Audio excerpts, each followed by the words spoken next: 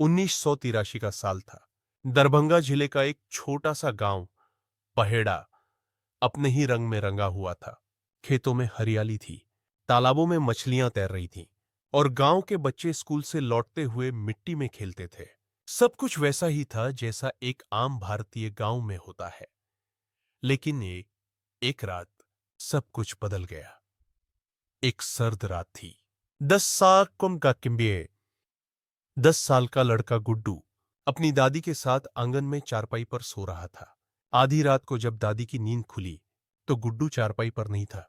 कुछ ही दूर झाड़ियों से किसी जानवर के गुर्राने की आवाज आ रही थी। जब गांव के लोग इकट्ठा होकर टॉर्च लेकर खोजने निकले तो गुड्डू का शरीर खेत की मेड़ पर बुरी हालत में मिला। गर्दन बुरी तरह नोची हुई थी और चेहरा पहचानने लायक नहीं बचा था। गांव वालों ने समझा कोई जंगली जानवर होगा, शायद तेंदुआ। लेकिन यही तो शुरुआत थी।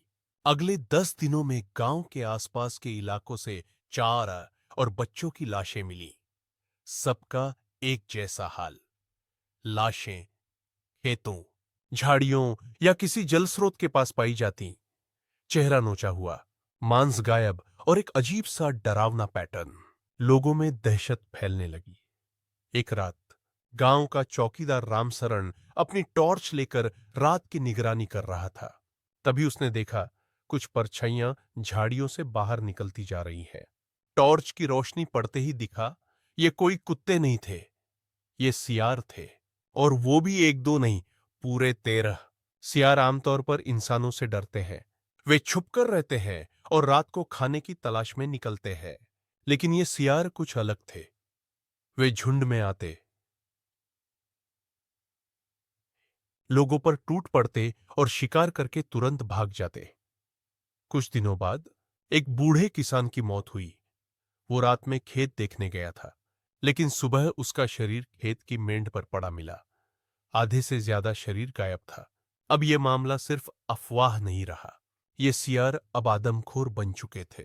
गांव की जाके सम्मान गांव की पंचायत ने फैसला किया कि अब इस पर सरकार से मदद मांगी जाएगी। बहेड़ा गांव के सरपंच ने यह मामला जिला प्रशासन तक पहुंचाया। लगातार हो रही मौतों ने सरकार को भी चौंका दिया। आखिरकार वन विभाग की एक टीम गांव में भेजी गई। उनके साथ आए थे एक अनुभवी शिकारी, नरेंद्र प्रताप सिंह, जो पहले भी आदमखोर जानवरों से निपट चुके थे। नरेंद्र सिंह ने गांव में आते ही कहा, ये आम सियार नहीं है, ये इंसानी खून के आदी हो चुके हैं और अब ये हर रात हमला करेंगे जब तक खुद ना मारे जाएं। वन विभाग ने गांव के बाहर एक छोटा सा शिविर लगाया। चारों तरफ लोहे की बाड़ और ऊंचे मचान लगाए गए। रात को टॉर्च, ट्रैप और बंदूकें तैयार रखी गईं। रात के करीब 2 बजे अचानक झाड़ियों से हलचल हुई। नरेंद्र सिंह मचान पर बैठे थे, बंदूक हाथ में लिए।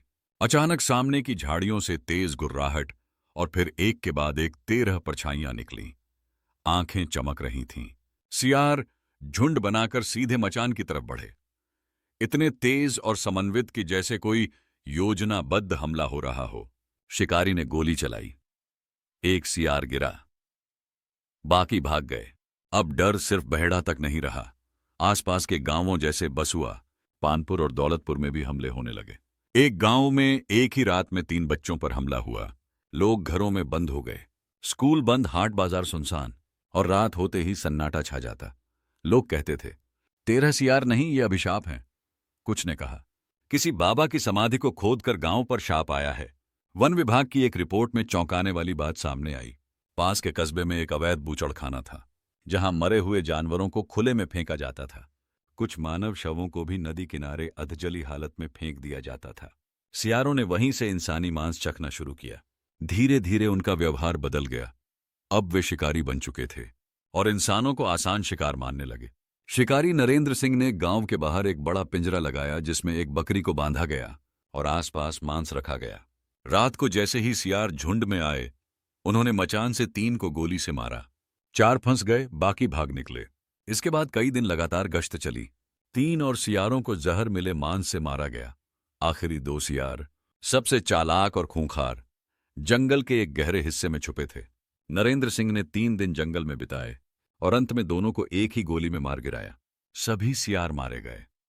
गांव में धीरे धीरे सामान्य जीवन लौटने लगा। बच्चे स्कूल जाने लगे, लोग खेतों में काम करने लगे।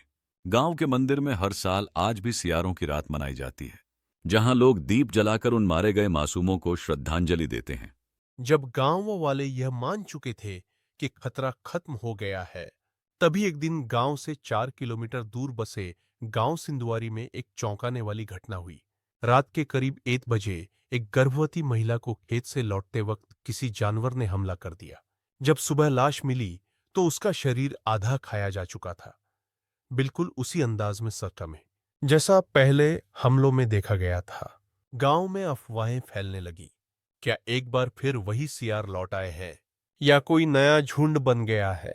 वन विभाग फिर सक्रिय हुआ और नरेंद्र सिंह को एक बार फिर बुलाया गया, लेकिन इस बार उनके साथ एक वन्य जीव विशेषज्ञ भी आया, सौरभ वर्मा, जो जानवरों के व्यवहार पर अध्ययन करते थे।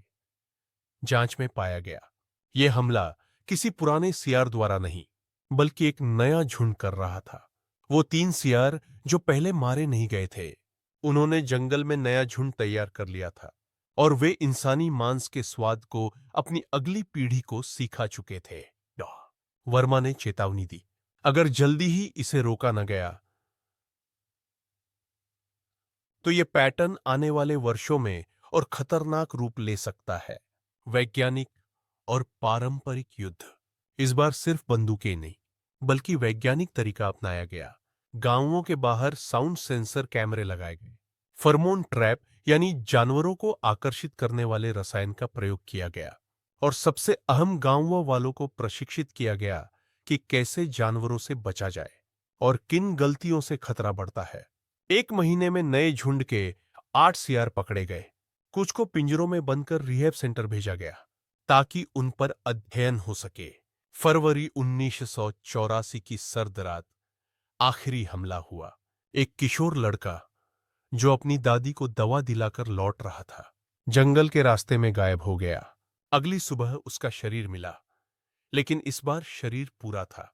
सिर्फ गर्दन पर निशान थे, जैसे हमला अधूरा रह गया हो। डॉ वर्मा ने कहा, यह आखिरी कोशिश रही होगी। झुंड में अब वो ताकत नहीं रही। शायद वे अब डर गए हैं। इसके बाद अगले 3 साल तक इलाके में कोई हमला दर्ज नहीं हुआ। हालांकि आतंक खत्म हो गया, लेकिन 13 सियारों की कहानी आज भी लोगों के दिल में जिंदा है। बहेड़ा, सिंधुआरी और आसपास के गांवों में बच्चों को रात में घर के अंदर रहने की सीख देते हुए लोग आज भी कहते हैं, 13 सियार फिर लौट सकते हैं जब जंगल फिर से भूखा होगा।